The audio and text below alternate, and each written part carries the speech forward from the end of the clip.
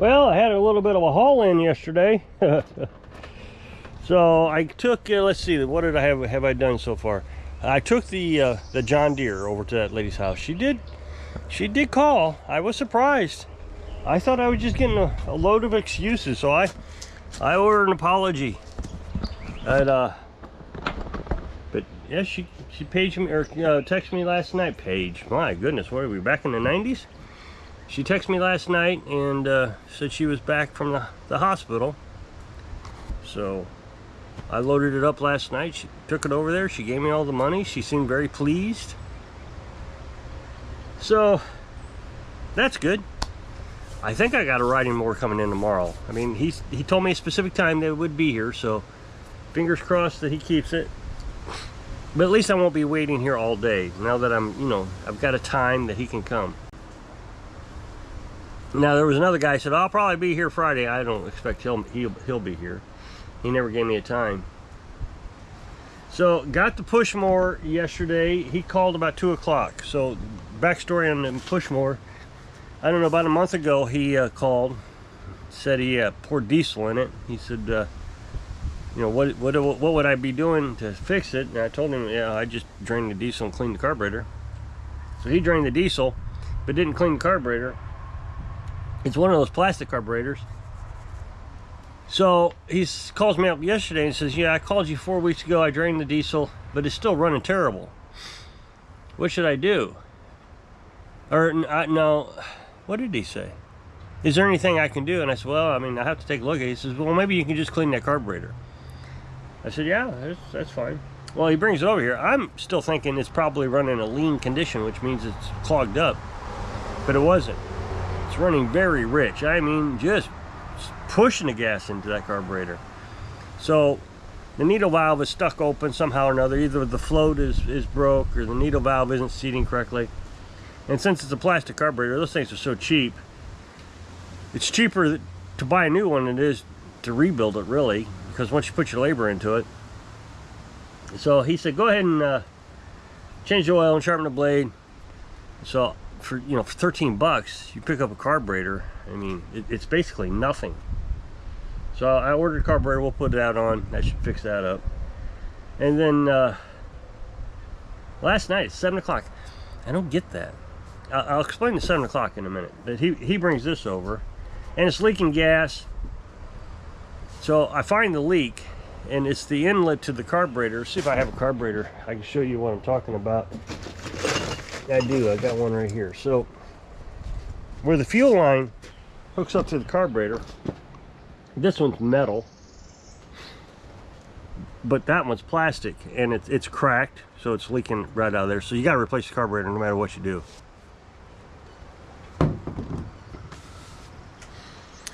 But that, even if that wasn't cracked, it still would need cleaned because it runs for a few minutes and then dies. What's happening is that bowl fills up with gas very slowly, so there's something in the carburetor clogging the fill portion, and then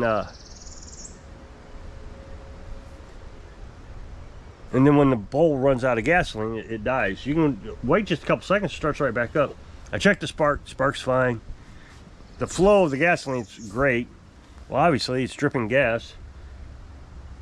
So yeah, I've never seen one of these tillers before, ever. You think I'm going to stop there, don't you? That has clean oil in it, or at least reasonably clean oil. Every tiller I've ever seen, every rear tine tiller I've ever looked at that's used has oil in it that is as thick as tar. Oh, I just don't understand it. How do you, I mean, you run them, what, 2 or 3 times a year? And they're always just so filthy dirty.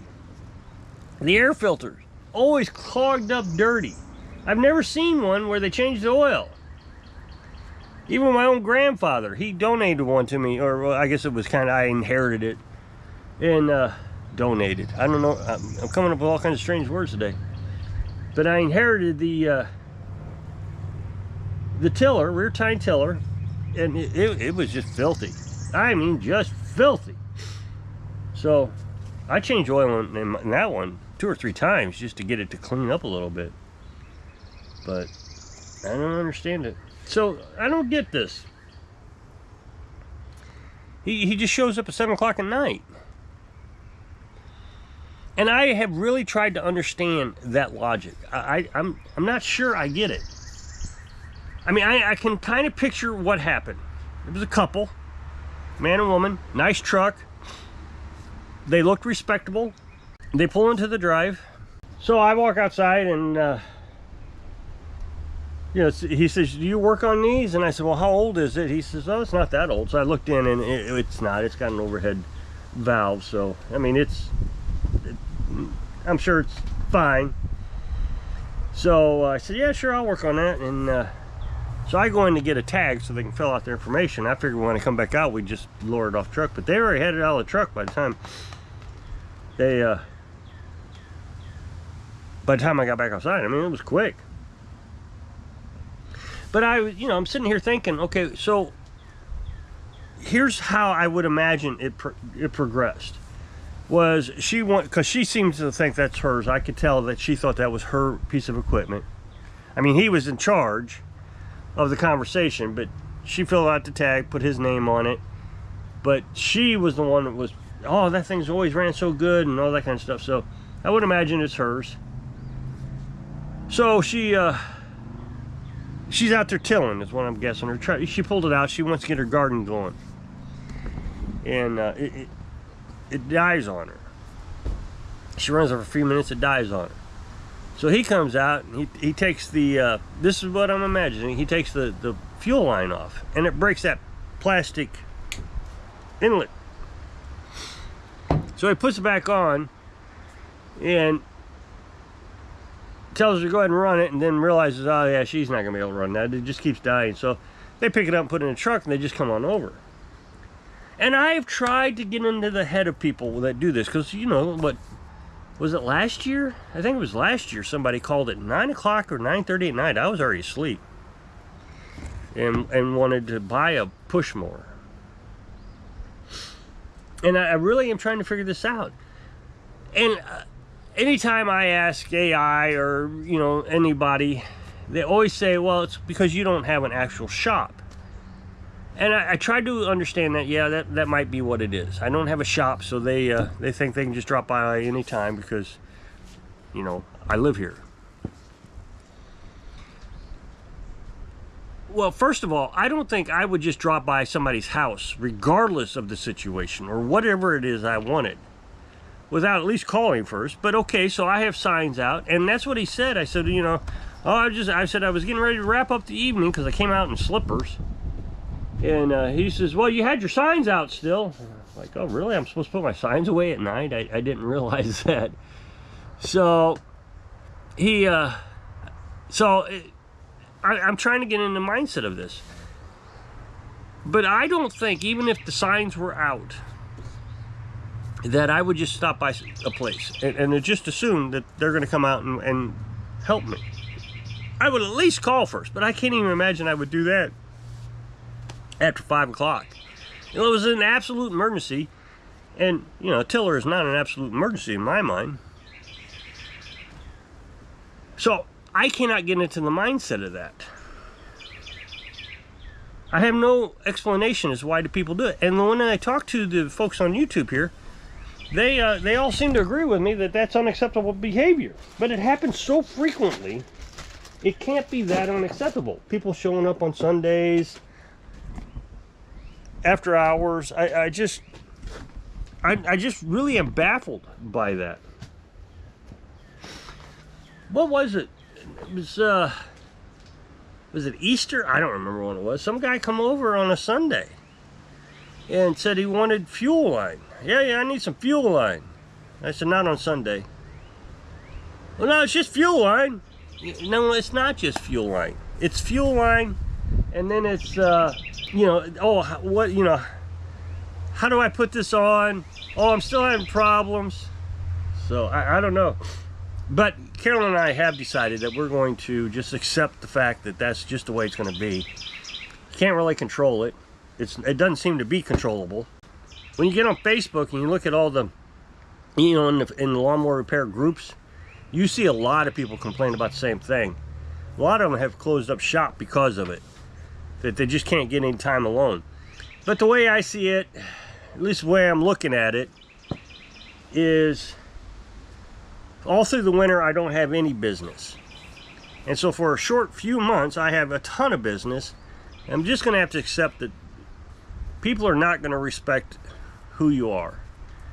You know, like I said, AI, they keep saying, well, people look at you like a public service, like a utility company. And if you lose electric, the utility company comes out and fixes it right away. So they look at me the same way. But then I look at the mechanic shop. If you had a building, I mean, they don't treat you that way. The other thing is, I was thinking, well, maybe they live down the hill and they thought, well, we'll just drive up and check to see if he's there.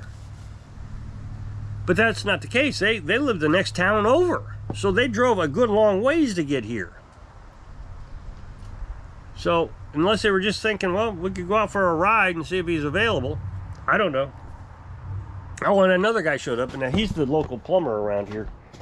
And I don't know, he's brought several pieces of equipment here. It's not a lot of work. Well, he did bring a riding mower over. It was a Cub Cadet. It needed a lot of work done to the deck. But he keeps losing these wheels on the deck. And I think this is the second one he's taken off of this one. These, well, yeah, they're both gone now. Oh, there's one left. So, yeah, he's taking all the wheels off this. So... And, but he showed up right after 4. And Carolyn and I do try to, you know, take one day a week to go out and do, you know, something special. We used to do it on Saturdays, but Saturdays are just terrible around here because the lake people, you know, the people that come down to visit the lake during the summer are all here, and everything's just packed. And you can't really do anything. So we switched that to Wednesday. So yesterday was Wednesday. And that's when the plumber shows up after 4. This guy shows up at 7. And the thing is, the guy with the push mower even showed up like 3:30. I mean, he was getting close to the closing time. And somebody said, well, you should extend your hours from 5, because right now I'm 6 to 4. And somebody said, well, you should do it from 7 to 5. And I thought about that, but I looked at another company a town over, and they shut down at 4:30. So it's not like I'm, you know, and what difference does that hour make? It doesn't make any difference. First of all, that 4 is actually important to Carolyn. She has a purpose to it. That's why we set it up that way. And then, but they still show up after 5, so it really doesn't make any difference. So I guess I'll jump off of here. So if you'll click this up next box to take the video over to my other channel, I'll really appreciate it. Go check it out. So I hope I can inspire you to set a schedule so you can live your dreams. Thanks for watching.